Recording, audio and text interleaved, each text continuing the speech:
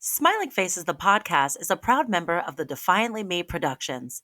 To learn more about Defiantly Me Productions, visit Instagram at Defiantly Me Production. It's literally all I ask. Just be kind and interesting. They're not hard, but you'd be amazed. Because the one I'm gonna that write it down. Lazy eye. Lazy eyes are totally in.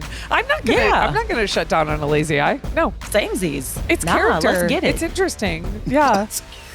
Right. You've got a little you've got something in your life that gave you a little maybe of strife, and now you've got texture to your life. Look, Mike, we didn't condemn you for your webbed feet. For the damn record, my feet are not webbed, and I don't like that you guys are passing this lie on to the public. Took 1.5 episodes for him to finally come clean. I don't have webbed toes. Go. Welcome back to episode 19 of Smiling Faces, the podcast. I'm Victoria Dunn. And I'm Jess Anguiano, and we are the executive producers of Smiling Faces, our hit TV show about two girls who discovered they are dating the same guy while working at a toxically positive spin studio. On this podcast, we provide you with unfiltered conversations about dating, heartbreak, revenge, and of course, living your best life. Let's get into it.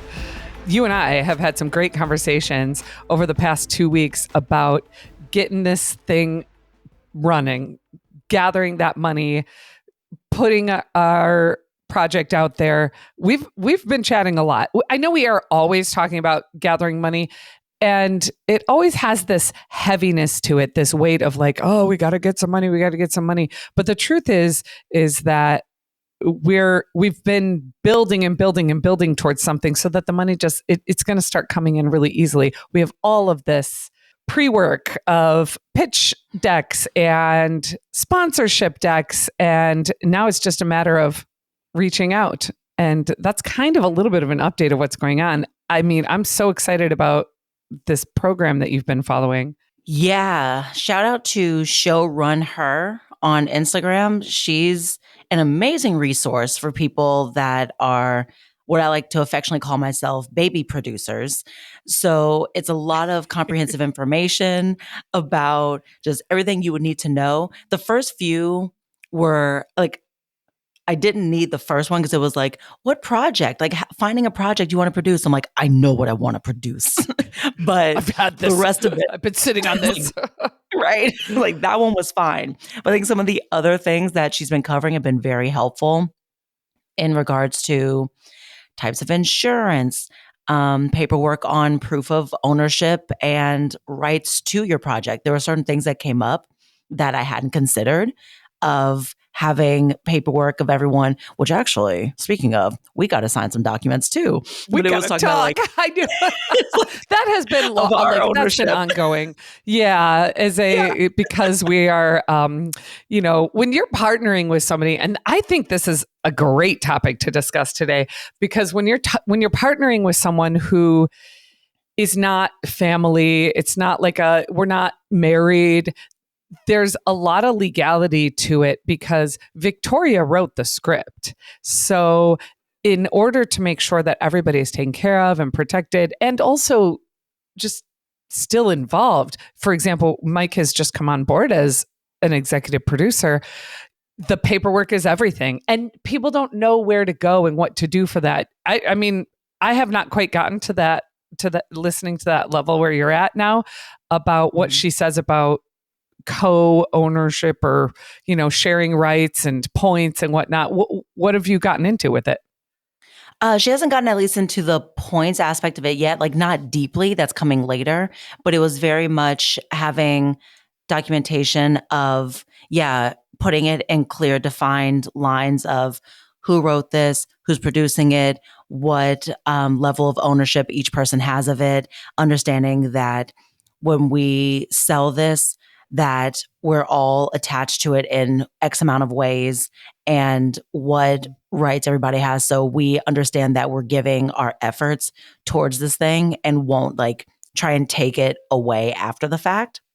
That was a big one because she said that she's had other instances of people selling projects and then someone will all of a sudden say, oh, I wanted to have more ownership, or like a talent will mess something up.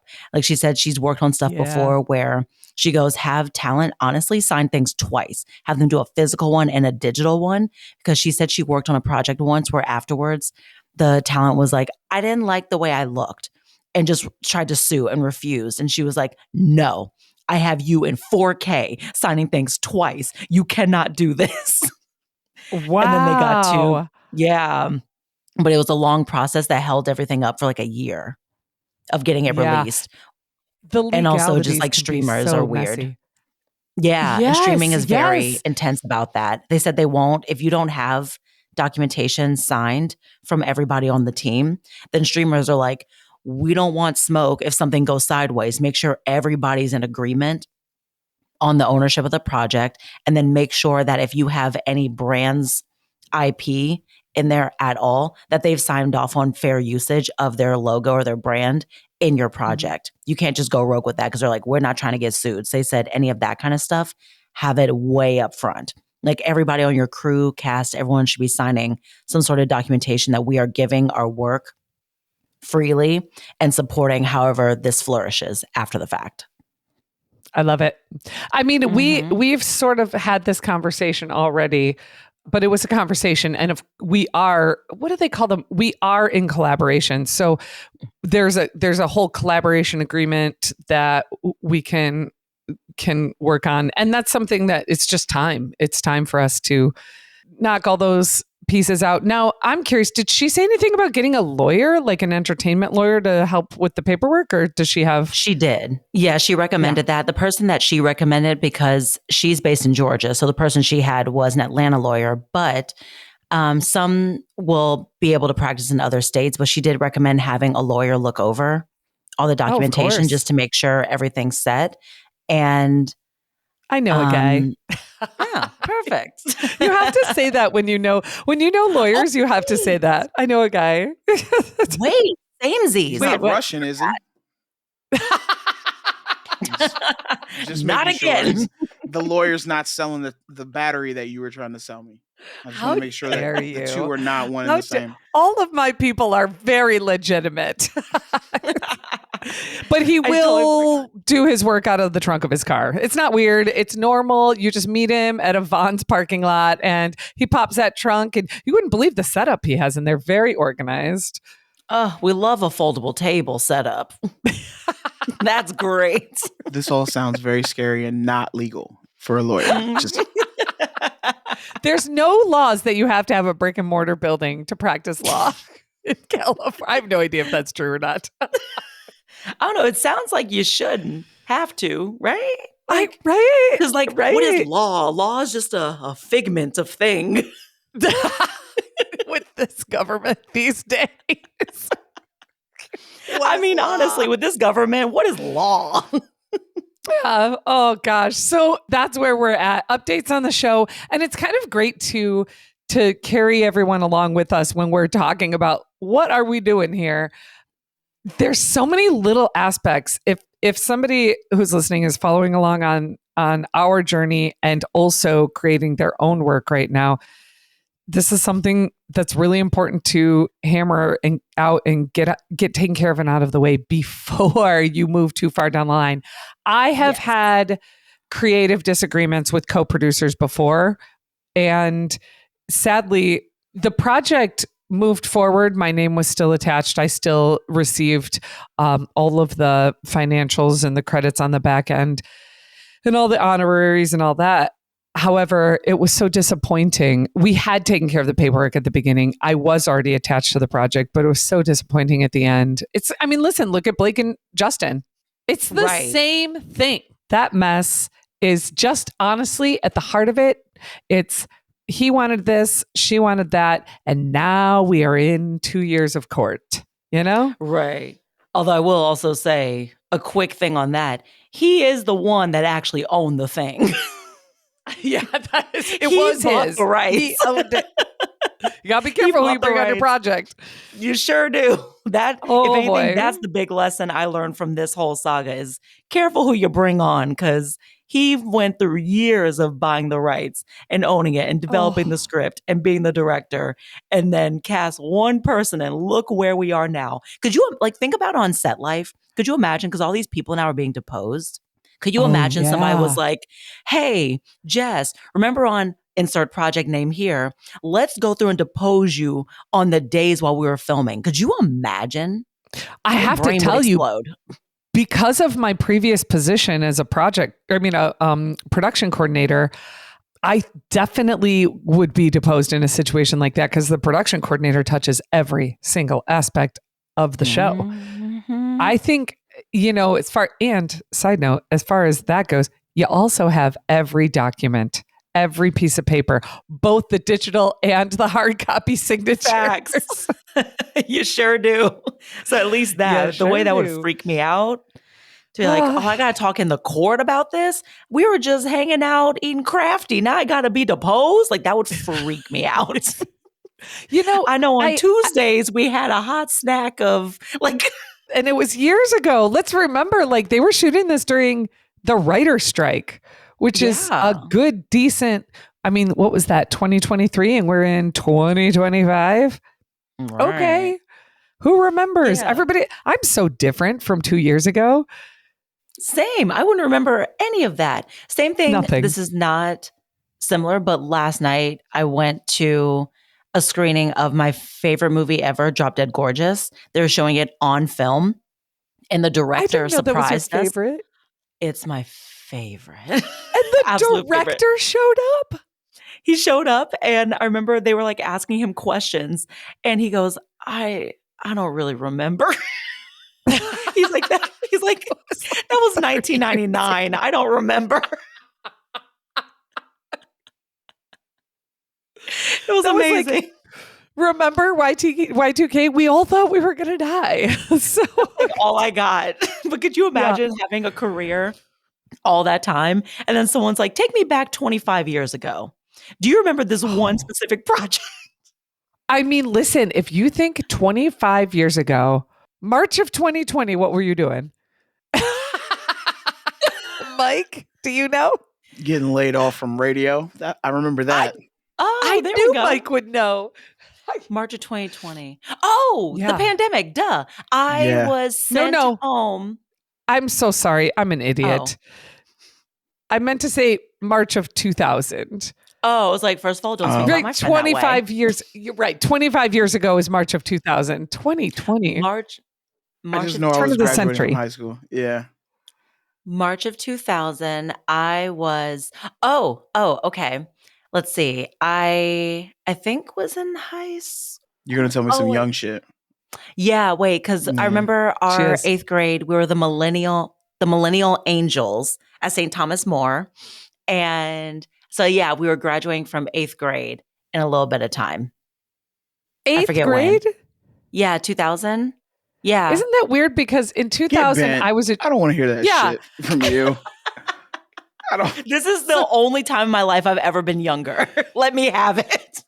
I always kind of that's wild because you think about it. I was a junior in high school and you were in 8th grade. That's a 3-year difference. That's nothing. It's nothing. You both can get bent because I'm still the oldest here. Yeah, you are. I was graduating from high school in the year 2000. I was months away from graduation. But you keep and you can't. You don't even know. Look at that smooth skin. Mirror by your desk just to give it a wink every now and again as you're going by. No, but your ass does. We made it very clear. Is this to hold yourself accountable? Because I heard a thing, I think I might have said it previously on other podcasts, but they always recommend for customer service to put a mirror behind the register so that customers can see themselves being assholes and they calm down. Do you have a mirror on your desk to make yourself calm down at the work? I have a mirror on my desk to make sure that before I leave my cube area in a flurry of business, I take a glance and say, do I look crazy? That's acceptable. That's really what it's there for. Because I commute to my work and it's a hike. So I get up very early in the morning and I have a gym bag and I work out in the morning and then I shower and get all ready at work. And some mornings it's just like, you can kind of leave your house and you have that buffer of getting to your job where you have okay, I'm awake and I'm moving and I'm functioning. This, the shower is over, the makeup is on. For me, I'm at work getting ready. So I'm a little like, did I miss a step? Am I here? Did I brush my hair today? I brush my teeth? Like, oh, felt that. I do a lot of business of getting ready in the car when I'm on that practice. It's my hair is braided as I drive, and at every red light, I'm slowly unbraiding my hair. I've got all kinds of stuff in my car. You have like a system. I did. I used to have like the little wisp toothbrush things. If I forgot, I had little wisp toothbrushes where it's like a little pack, and you just bite down, and the toothpaste comes out, and you just scrub aggressively, and then you toss in the trash when you get to work. I was setting myself up for success. Hold on. We need a little. Are you telling me that your morning toothbrush session is just with one of those little wisp things? Only if I forget. Like there's times where I've had moments. No, it's not a constant thing. I brush my teeth. My dentist loves me. The oral hygienist is a bitch, but my dentist loves me. That's how you want it though. If you have a bitchy oral hygienist, your oral hygienist is going to clean the shit out of your teeth. They are going to make sure it's spotless because they hate you and they hate their life, and their only thing they live for is removing plaque. I think that's a good thing. And then your dentist comes in and is like, "What's up, girl?" Totally. I think she had a really good day once because there was a woman who was like screaming bloody murder. And I was like, you got to muzzle her. Something's going on. You're spooking the other patients. She's screaming. Like you would hear like the drill and her just going, ah! It was too much. I was like, do you blame her? This is bad for morale. It's a dentist. That'd probably be me. You'd probably turn the corner and be like, "Oh, Mike, what are you in here bitching about?" Are you a delicate dentist? I hate the dentist. I hate the dentist with a fiery passion. Really? I enjoy my dentist, but I go 3 times a year. Pro tip. This is like the hottest tip you'll ever get. Go to your dentist 3 times a year, and it never hurts because they don't have to work that hard. So you can get 3 cleanings, and I don't know how or why, but I've never had to pay for that 3rd cleaning. So your insurance company is lying to you. They say you only qualify for 2 cleanings. No. You can get a 3rd cleaning. You might be able to get a 4th. Ooh, they're all lying. See, they're all lying. I haven't done that. Pro tip. I got a thing. I don't know why we're on a dental track now. I did this. I know I did this, but you definitely did, by the way. I did. And I'm going to have to listen to this back, by the way. I just want to reiterate that anything that you say that's ridiculous, I have to live with it twice. Just a thought. And don't you love Tell it? us. Tell us about simple. your thing you did. Dentally. I was going to say. Don't say that with a smile on your face, by the way. All I was going to say is at my job, because we also, I won't say the company, but like we ship products through Amazon. And sometimes when people return items, Amazon is like, here, and sends it back to us. But once they sent the wrong thing back that somebody else's return was, and it was a completely shrink wrapped, like whole dental kit of like this thing that slightly vibrates and it's got the little hooks you can get like in the nooks and crannies of your teeth, all this stuff. And everyone else was like, I don't want it. I was like, give it to me. So I have like this intense system now of like, it just gently vibrates. I've got the little hook and I'm going in between. I'm scraping plaque away. I'm like, wait till this bitch sees me next time. I'm going to sun her. Getting gold stars with the dentist. I'm going to open my mouth like, and what? I'm so excited. Say something. I dare you to find a piece of plaque, bitch.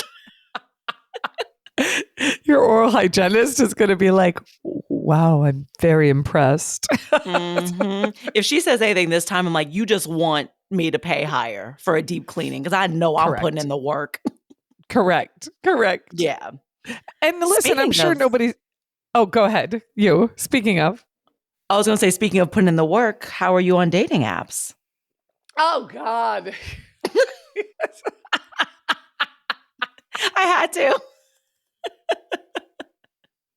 Look, so I have the situationship has ended. Time to move on. Time to cleanse the palate, if you will, and taste something new. I don't like this metaphor. I'm moving away from it. Where are you going with this? You know what? Let her cook. Taste what? Okay, I'm going to strap in. I don't know. We're talking about mouths and plaque removal. I'm hungry. Fair. I'm feeling like a snack because my mirror's on my desk and I can see how cute I look. Oh, God. Well, so at your suggestion, I gave a little test run back to Hinge, which I think is very generous given my past experience with Hinge. And I got back on the dating app. I had forgotten we have to be honest, there is an incredible ego boost when you're like, oh, so many men are interested in me. But I have to tell you, no, they just so much swiping. Look, here was my deal. My goal was to score a first date for this weekend.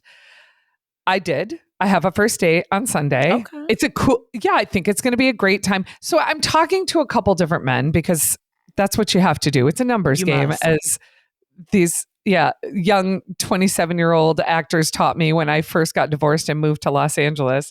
They said, you've got to get on Bumble. You got to get back out there.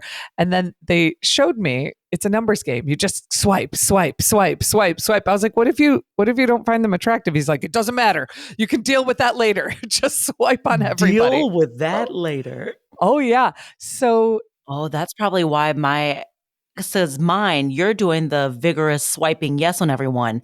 I'm aggressively doing no. And it got to the point where it was like, well, how about you like someone and tell us what you like and we can show you more of that. And I'm like, none of them. Find me something decent. Do your job. Get back to work. Do your job. I really want to look at you guys' profiles and see who you're passing on. And I'll be like, why? I really want to take a look. I only have one that I'm going to swipe yes on that's liked me already. Everyone else, they're in the bone garden. Oh, yeah. I could find you one immediately. Okay, well, actually, that guy seems lovely. But I could find you one immediately. It takes very little effort as I go through to just okay, let's see. Oh, God. Not everybody's showing up this morning on a Saturday morning looking great. I've got one that looks promising. Yeah, I have to. There's some people, right, that when you know this, when you get on the app and you put your profile and you fill out your little prompts and you do your bio and you put a lot of thought and time and energy into it because you want to put your best self forward, but not too much. And you want to beat the algorithm and you want to grab that swipe so that when that person likes you, then you can do a field test on them and say, okay, but is this worth the energy? And I'll tell you this much.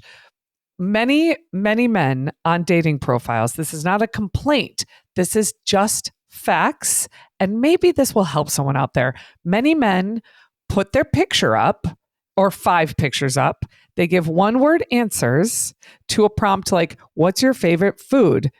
Or where do you like to go to eat? Tacos! It's always tacos! It's always tacos. Of course. Everybody loves tacos. We're in LA. We know it's tacos. We know tacos and margaritas. Yes, we're very proud of you. Please, you get to pick the prompt. There was a guy on the app who said, it said, where do you work? He puts Nunya. Fine.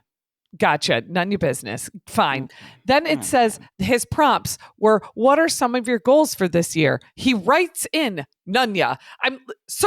What? Sir, you pick the prompt. If you don't want anybody to know your business, then don't be on a dating app. You have to say something. Just be difficult to be difficult. He is, which means he's going to be awful to date. He would be awful to date. God. Just because, No, don't worry. It's not your business. And I'll say this. So this is my pro tip, because the thing is, this is often a complaint that people have when they're on the dating apps. If you're a man, you're annoyed because it's just a bunch of like AI generated droids, catfishers trying to get your money. If you're a woman, there's a ton of men. It's not hard. There's a huge selection. It's not hard to get the likes. The problem is when I begin to engage with these people, and we have to remember, women, they're up here, you know? If I don't have the words and the bio and the what makes you an interesting human being, your picture is second. I mean, I don't know if that's the case for you, but pictures to me are not the primary. It's really like, is he crazy? No, because I've definitely seen some people that I've found attractive, but then they'll have an answer that dries me right up and I swipe no. Yeah. Oh, there's nothing worse than seeing an answer on a dating profile where a man, it says, what books are you reading right now? Or, you know, what kind of literature are you into? And that's the prompt. And the man is like, I don't know about books, but I can't stand a woman that isn't interested in putting her whole heart and soul into this relationship. I'm a man who's about integrity and loyalty. I'm like, if you talk about your book, we can get to the bottom of it. Like, right. Also, I think there's a lot, which I would say this, I think women probably do it too, but obviously that's not on my it's not on my agenda, on my menu. But there's so many guys that I see too. You can see the ones who have been just like damaged beyond repair and they're so sick of women shit. And it comes through so palpably in their profile that I'm like, he scares me. I'm not going to do this because he hates us. Like probably the same way that I hate them, he hates us. And so I'm like, we can't do this. Because he'll just be like, I just want a woman that's real. Then don't play with my time and text me back. I'm not trying to be talking on this app forever. And I'm like, okay. He's got some strong feelings. I'm going to let him simmer with those. And I'll swipe. But I've swiped yes on guys who have been like, not specifically my jam, but if they have a really funny, engaging profile, I'll be like, they sound like a good time. Let's see what's up. I have done humanity. It's the tough thing about it is I think because men are physical and they see a picture and they say that girl's hot, then they swipe.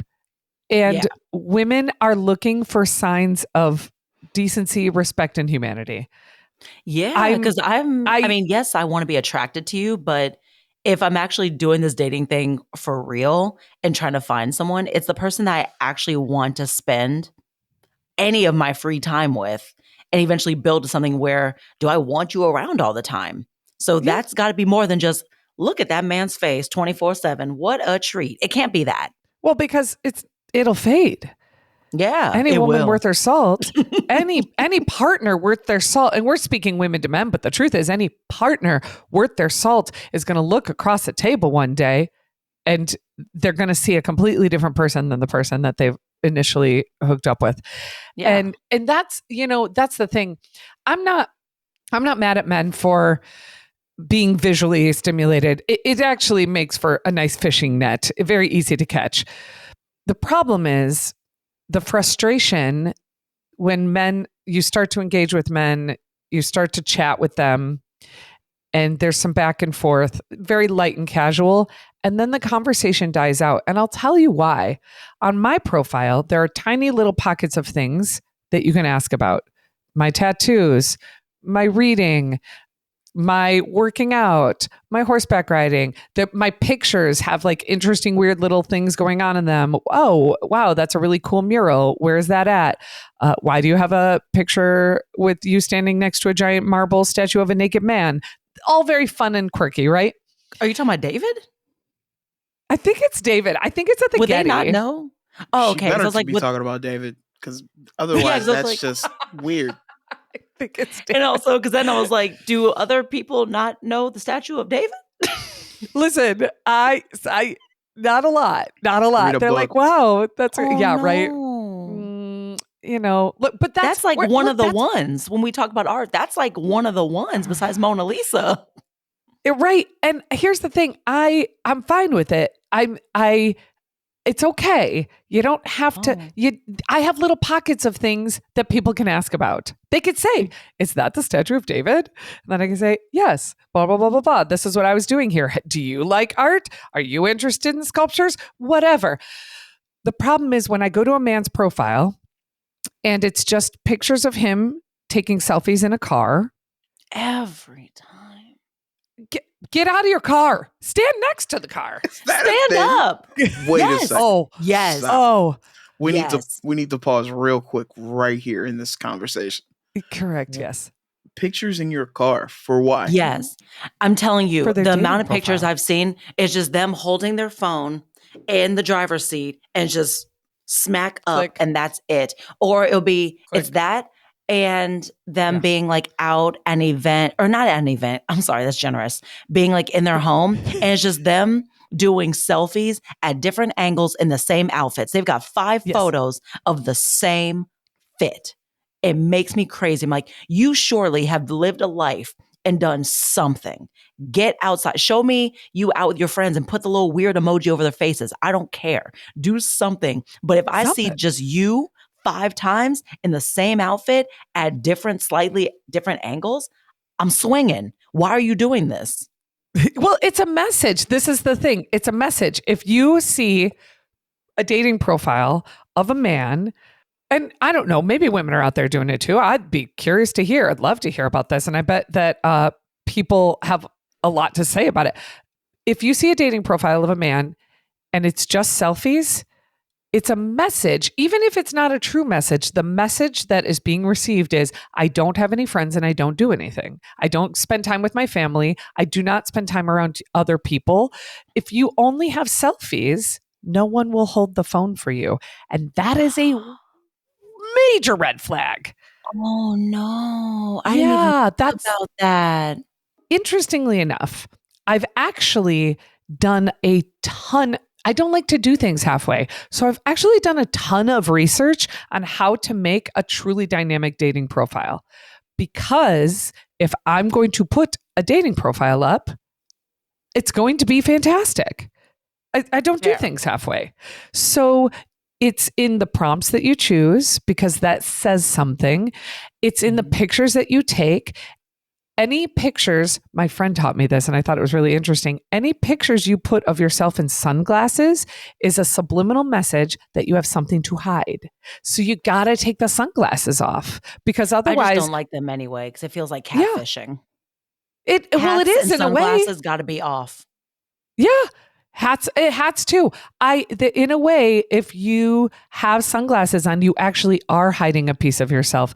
And if you think that if somebody is taking pictures and putting them on a dating profile and they think that that's the only way they look good, then we've got some deeper stuff going on in there. If you look at yourself in sunglasses and you're like, I like this picture because I look good in in sunglasses. I'm like, but you're hiding. Good. Okay. Share it. Maybe you got a lazy eye. Eventually. Let me know. There's exercises I'm here for that. it. Yeah. Also, some people might find that wildly intriguing. There are. The lazy eye. You're not sure if they're looking at you or looking away, or at the bird in the peripheral. Yeah. I'm here for it. Let's go. Put yourself on the table. Mike, the bar is on the ground. Okay. I'm telling you. I will swipe. I have no problem with a lazy eye. Just be a kind, common, decent human being. It's literally all I ask. Just be kind and interesting. They're not hard, but you'd be amazed. Because the one I'm gonna write it down. Lazy eye in. Lazy eyes are totally in. I'm not gonna shut down on a lazy eye. No. Samesies. It's character. Let's get it. It's interesting. Yeah. Right. You've got a little like you've got some in your life that gave you a little maybe of strife, and now you've got texture to your life. Look, Mike, we didn't condemn you for your webbed feet. For the damn record, my feet are not webbed, and I don't like that you guys are passing this lie on to the public. And now he says it. Took 1.5 episodes for him to finally come clean. I don't have webbed toes. There we go. Here's the thing about the dating. Here's the dating app thing. It's really lovely to be connected. I have to say, there is a picture that I have put on the dating apps that men are losing their minds over. It makes very little sense to me, but every single man that I match with is like, oh my God, you look so hot. You look so hot. You look so hot. That picture of you in the red top is hot, hot, hot. When I tell you, I thought this picture was funny. It is a full-blown, there's a mural behind me. It's a full-blown profile picture. I'm like this, looking deeply off it and just like, like being a funny, like whatever. I captioned it, my submission to National Geographic. And I'm in a bathing suit on top. I get it, but hear me out. With a full-blown Carhartt jacket over top of it and the most rugged, not sexy sweatpants. There's nothing showing. It's not like, ooh, she's so racy. Listen to me. What did I tell you guys before? It's not the fancy stuff. It's not the lingerie. It's the sweatpants. It may be a little bit of dry drool on the side of your mouth. Those are the things that guys appreciate.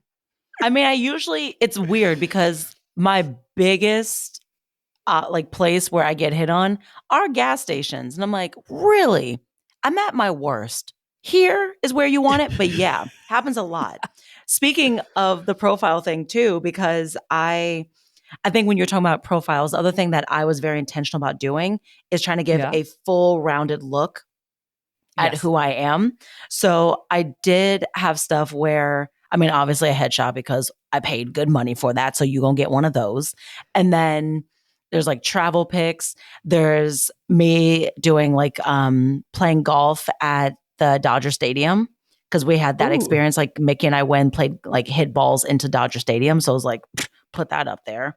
Yeah. But then I'm going to need those details. Done. It was very fun. Hitting balls into Dodger Stadium. It was so much fun. I'm a Phillies fan, so maybe I'll hit something and damage something in the Dodger Stadium. Cool. That wasn't the point. That was not the point, Mike. I mean, that's what stuck out to me in that story. But damn.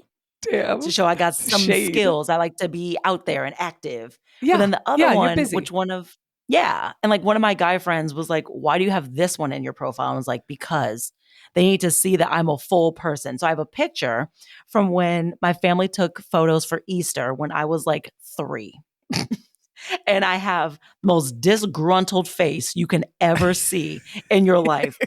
My mom, my dad, and my brother are just like cheesing, and I'm grimacing like, And he was like, why would you put a picture of yourself when you're young on there? He's like, that's weird. They're not going to want to fuck you. And I was like, they should see me as a whole person. I had a childhood. Yeah, they have to know all of me. Also, gross red flag. They're not going to want to fuck you if they see you as a kid. Like, I'm sorry. They should be not. They should not be at half mast if they see me at 3. So yeah. Also, deeper than that. Excuse you, sir. I am not interested in being fucked. Okay, right. I am interested in meeting a human being who looks at me as if I am more than somewhere for him to dump his bad childhood into. Like, what the hell, Mike? Like, what was that explanation? Dump your bad childhood into? What the hell is that? So, like, here's something I know about men. Men, oftentimes, the only way that they can feel real connection, and they will tell you through their dating apps, is in physical touch and sex. And they don't understand, even though they crave it. Men crave connection so deeply. Men right now are so lonely. And I know I'm painting with very broad paintbrush strokes. So if you are one of those out there who are not feeling this way, please just fast forward, skip ahead 10 seconds. But men are super lonely. Don't write it in a comment on our podcast. Don't write it there. Yes. 5 stars only. Not there. You can DM me on the side and be like, not all men. And I'll be like, I understand. But men are very, very lonely out there. Women are strong. They've got their girlfriends. They have their tribes. There's a lot of men out there that don't. And men need community and men need companionship and they need connection with other humans. And oftentimes the only way that they understand how to have it is through physical touch or sex, which means that everything gets poured into their partner. And the truth is, that all stems from being young and being told not to need connection and communication, and that talking is for girls, and you don't want to be sitting around you want to be a big strong man who's silent and stoic. So that is what I mean when I say I would like to provide a more universal experience than just being viewed as something that someone can dump their childhood trauma into. That's what I mean by that. Because women oftentimes will complain and say, "Oh, I feel like I'm just being used." Because but men, they deeply want the connection. They just don't understand any other way to grab a hold of it. Right. Which I mean, yes, some physical, but mine is actually more of quality time, but it's not even doing serious stuff. If you're literally just hanging out with me and we're just shooting the shit, that's all I really want. It doesn't have to be that deep, but even kind of to your point, the dude that I was, talking to, he was so confused that I hadn't talked to someone or dated someone since November. And he was just perplexed by it. He goes, so no companionship all that time. I don't understand that. I was like, I have friends. Like, what are you talking about? He made it sound like because I wasn't dating anyone, I was literally sitting at home alone every night being like, who do I tell my things to? And that's not it. It's like, I have a life. Dear diary, it's like, do you not have alone friends? Again? Like, right. It's a true issue. I have a dear friend out here who I'm devastated. He's leaving and going back to the East Coast. And the reason why I'm devastated that he's leaving Los Angeles is because he's one of the good ones that is a huge advocate for men and speaking about what men need. He had a whole experience during COVID where he was looking around feeling so alone and sheltered and away from everyone. And he started to look into why and what was happening and how come he couldn't just be on his own and be fine all alone. And the truth is because we are tribal, we are community.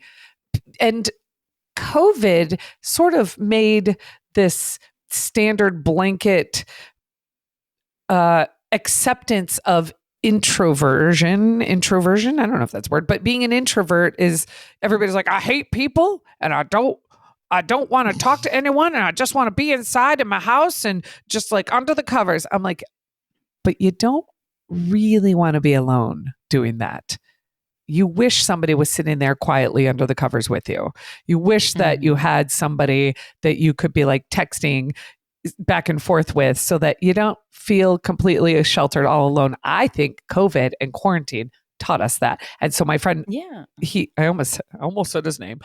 My friend, he realized this is not a way to be. And he looked into how to find community with other men. And he researched building a men's group. And he built a men's group. And there was like 5 of them. And they would come together and hold each other accountable every week. And they would go and they'd sit on Zoom together and they would talk to each other about anything. It would just be like, all right, guys, what's going on? And it was just men. It was a men's group. And there's something about that because Victoria and I know we go to the Wee Spa. We love going to the Korean day spas. And oftentimes, it's amazing. Oftentimes in the Korean day spas, they're segregated by sex. So the water part of the spa, the wet for the lockers and wet saunas, and that, and I know where you're going with this, and I'm obsessed. Tell them it's because there's something about everyone just hanging out. All the women are just walking around. You start talking to people freely for no reason. It's so simple. It's easy. You start making connections with people. We've made so many friends, even if it's just for that pocket of time or that day. The amount of people you're just hanging out in a hot tub and all of a sudden it's just easy, organic conversation. We're all talking about just life and not caring about your body and how freeing that feels and just everything. Like it builds this little community in that moment. And there's something that's so special about having that little pocket of time together that I don't know. Yes. And I don't think, I know actually for the most part the men aren't doing it. Because I've told so many guys, I'm like, go to Korean day spas and just hang out and be dudes together. And they're all like, well, I don't want someone looking at my dick. I'm like, no one is looking at your dick. No one cares.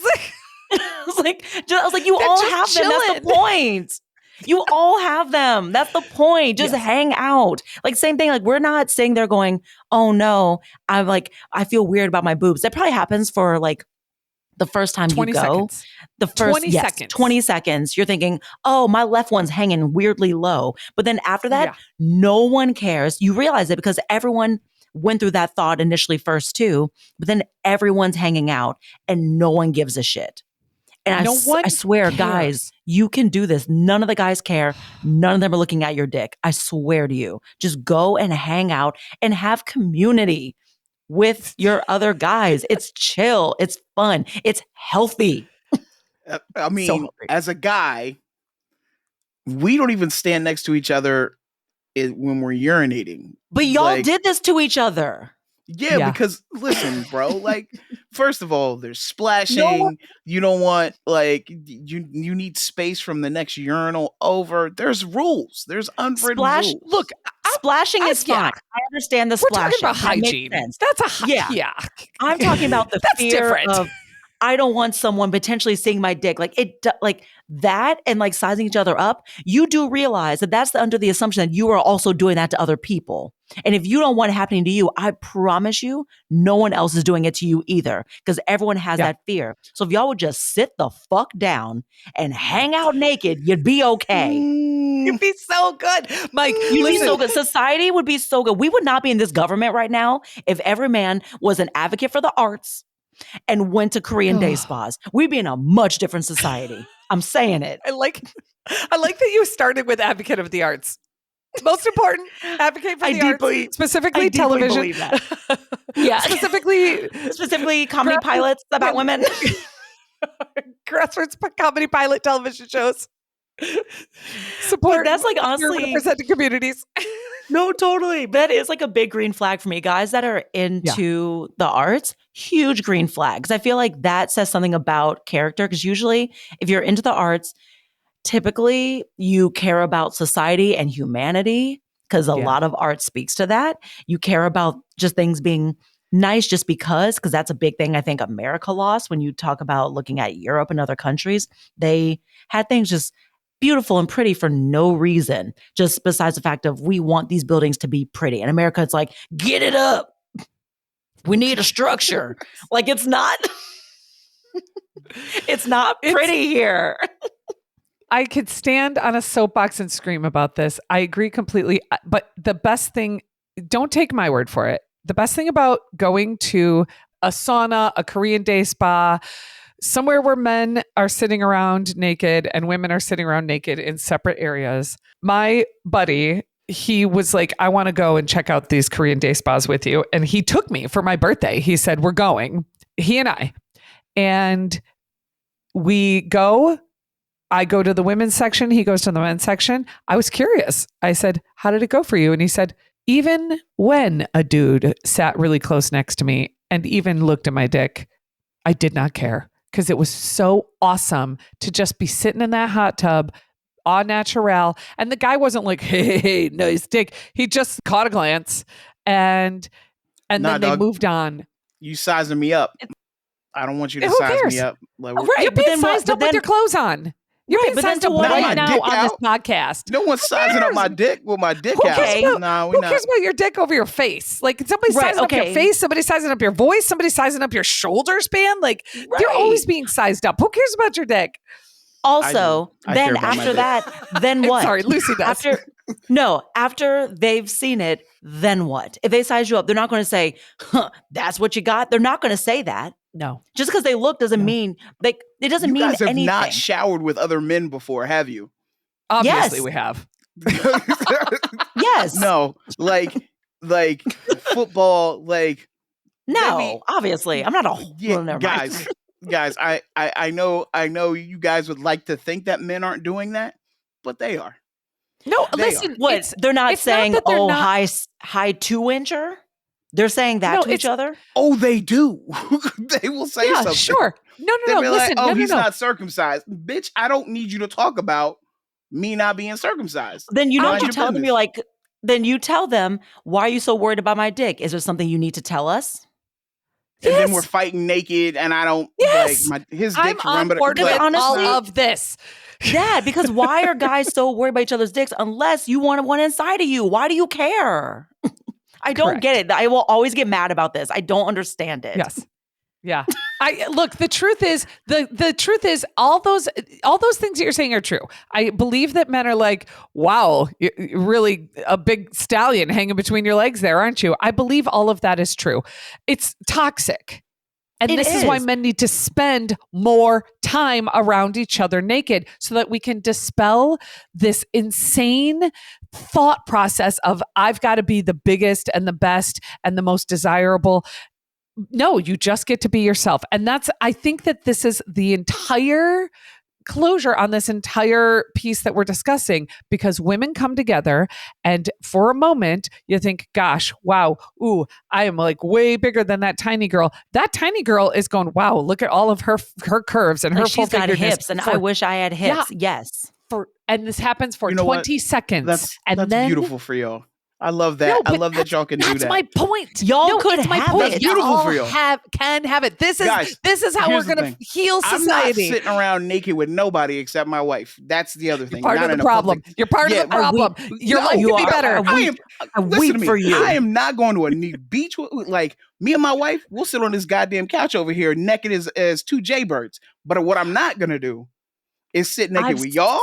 And I'm not going to sit naked with anybody else. Well, not us. Not us. Other dudes. Wait, we can't be naked together? Why not?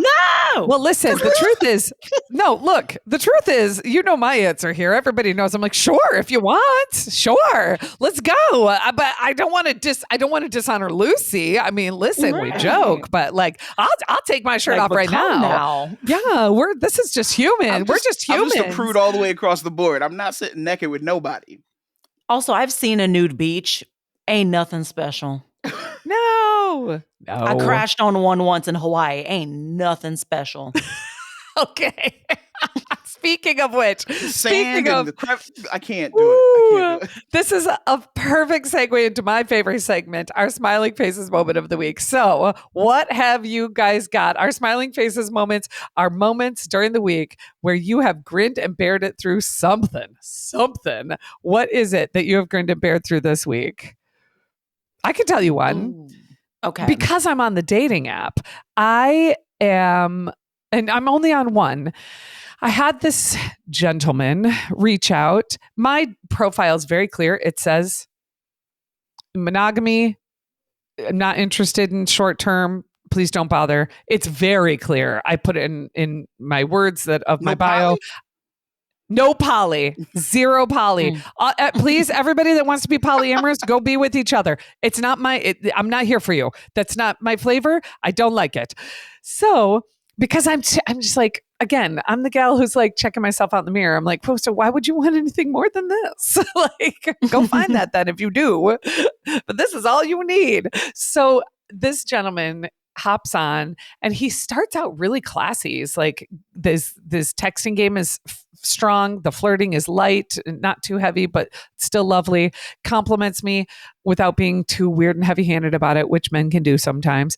They're like, I love your big tits. And I'm like, okay, moving on, Whoa. sir. Yeah. However, he starts asking about some lovely things, and then he kind of pivots and says, so I am really interested in sex. That is my primary focus. And I was like, okay. And we're texting. I've maybe had 15 exchanges with this person. And I said, okay, well, just to be clear, I am not interested in any sort of casual relationship. I'm not interested in hooking up. And I'm dating with intention. I'm looking for a long-term, serious, monogamous relationship. And this fool says, really? Even if it's me? I was like, who is you? Unfollow, unmatch. I grinned and bared it through. Yeah. Wow. Mine would be doing these producer classes, which I love.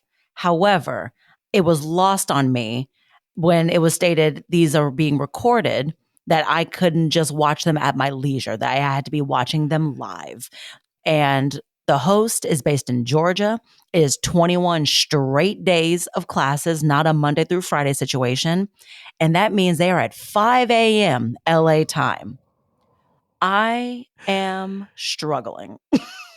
I'm waking up early, basically doing just wiping the crust from my eyes and sitting from a laptop with the camera off and going, let's get these lessons in. And I learn for an hour. Like an hour. They're an hour. So I do that class and then I shut my laptop and I go back to bed until it's time to get up for work. Good for you. So that I'm happy I'm doing it, but I'm dying inside. Yes. Good for you. Mike. I've been watching those videos. So yeah, they're good. They're so good. Yeah. Yeah. What about you, Mike? Imagine at 5 a.m. Oh. What about you, Mike? No, thanks. I'm not getting up at 5 a.m. for that. No. Not at all. Dedication. Let's see. So by the time this drops, it'll be 2 weeks. But no, Lucy and I lost our boxer last Monday. And so that's kind of what we've been grinning and bearing through. Freya Louise Bryant is her name. She was the best. Full government name. That's right. I didn't even give her the middle name. Lucy gave her the middle name, but I gave her first name. Yeah. But yeah, so very hard for us. Still trying to figure out what our new normal is without Freya, because everything was kind of centered around Freya, our routines and all that stuff like that. So that's kind of what we've been grinning and bearing it through, is the loss of our dog, who was, because we can't have kids. So our pets are our children. Definitely a tough one. So it probably will not like be over anytime soon. And that's okay, because she deserves the time, because she was an amazing dog. So that's not to bring the mood down. No, all good. It's real. We honor our pets. Freya Louise. Yes. Oh, she's the best. Listen, way to keep grinning through all that, because sometimes we grin and bear through things that are cringy, and sometimes we grin and bear through things that are really, truly painful. So thanks for sharing. Yeah, thank you. Yeah, it's like awkward little. Oh no, I was going to give awkward segue. Awkward segue just to make sure. Just because I know producer Mike has been on me about sharing when I'm doing shows and things, and I always fail to do so. So now I will very fast. So I have an upcoming. Please. Where people are dying to see Victoria in action, where can they see you performing? Boom. Yes. My improv group, which as a collective, we're called Affirmative Reaction. We have a men's team and a women's team. So I'm obviously on the women's team. We're Idris's Elbas. And the guys are the Regina Kings. And we're performing Saturday, April 5th at 7 p.m. It's technically Hit Comedy, but we're at the Broadwater Theater space. So we do that every first Saturday of the month there. And then randomly, I just did a show with the Rose Musical Improv Troupe, and it was the time of my life. It was so much fun. So we, as a collective Affirmative Reaction, performed at their show, and it was so much fun. We got to improvise off of people's stories that they wrote down in songs, and we did a Cell Block Tango rendition off of people's stories. It was a blast. So yeah, that's where. Amazing. You guys heard it. If you're here in Los Angeles, go check out Victoria at the Broadwater Theater on the first Saturday of every month, 7 p.m. And their next show is April 5th. Go watch some funny improv. Watch Victoria be dynamic and gorgeous and beautiful.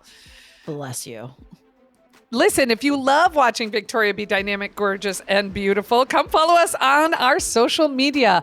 Like, follow, subscribe, share with your friends, because we don't want to deprive you and the people you love of all this glorious energy that you're hearing today.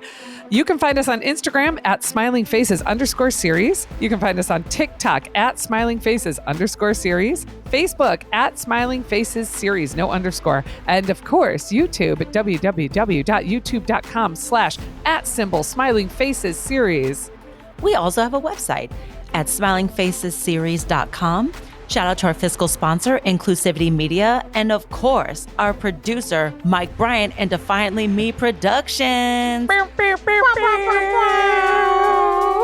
We are obsessed. We love him, even if he doesn't want to get naked around any bonfires or saunas with us. No, bonfires I'm okay is with crazy. All that. Yeah, like the fire and the sparks, like beaches, bonfires. What else? Things that you should not be around when you're naked. I'm a Midwestern girl. We do all sorts of things naked. And on that, have a great weekend, everybody.